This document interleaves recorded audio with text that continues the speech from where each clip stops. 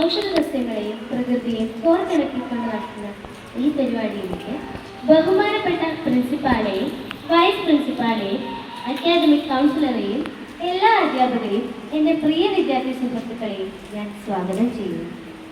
ഒരു ചോദ്യം ചോദിച്ചോട്ടെ. ചെറിയൊരു ചുമ വന്നാൽ പോലും മരുന്നിന് വേണ്ടി അറിയുന്നവരാണ് നമ്മിൽ പലരും. പക്ഷേ നമ്മുടെ വീട്ടുമുറ്റത്ത് നിൽക്കുന്ന ഈ പ്രകൃതിദത്ത വൈദ്യനെ ആർക്കെല്ലാം അറിയാം? നമ്മുടെ നാട്ടിൻപുറങ്ങളിൽ സാധാരണയായി കണ്ടുവരുന്ന ആടലോടകം എന്ന ഔഷധ സസ്യത്തെക്കുറിച്ചാണ് ഞാൻ ഈ പറയുന്നത്. ജസ്റ്റീഷ്യ ആടത്തോട എന്ന ശാസ്ത്രീയ നാമത്തോട് അറിയപ്പെടുന്ന ആടലോടകം ഒരു സാധാരണ ചെടിയല്ല. ശ്വാസകോശത്തിൻ്റെ നല്ലൊരു സുഹൃത്താണ്. പച്ച നിറത്തിലുള്ള ഇലകളും വെളുത്ത പൂക്കളുമുള്ള ഈ ഔഷധ സസ്യത്തിന് ആയുർവേദത്തിൽ ഏറെ പ്രാധാന്യമുണ്ട്.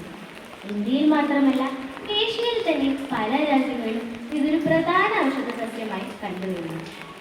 ജലദോഷം, ചുമ, കഫക്കെട്ട്, തൊണ്ടവേദന തുടങ്ങിയ പല പ്രശ്നങ്ങൾക്കും പണ്ടുകാലം മുതലേ ആടലോടകം ഉപയോഗിച്ചു വരുന്നു.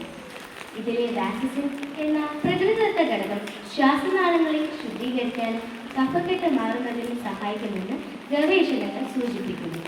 അതിനാൽ തന്നെ ആയുർവേദ മരുന്നുകളിൽ ആടലോടകം ഒരു പ്രധാന ഘടകമായി കണ്ടുവരുന്നു. ആടലോടകത്തിൻ്റെ ഇലയുടെ നീരും തേനും ചേർത്ത് കഴിക്കുകയാണെങ്കിൽ ചുമ, ജലദോഷം എന്ന അസുഖങ്ങൾക്ക് അത് നല്ലതാണ്.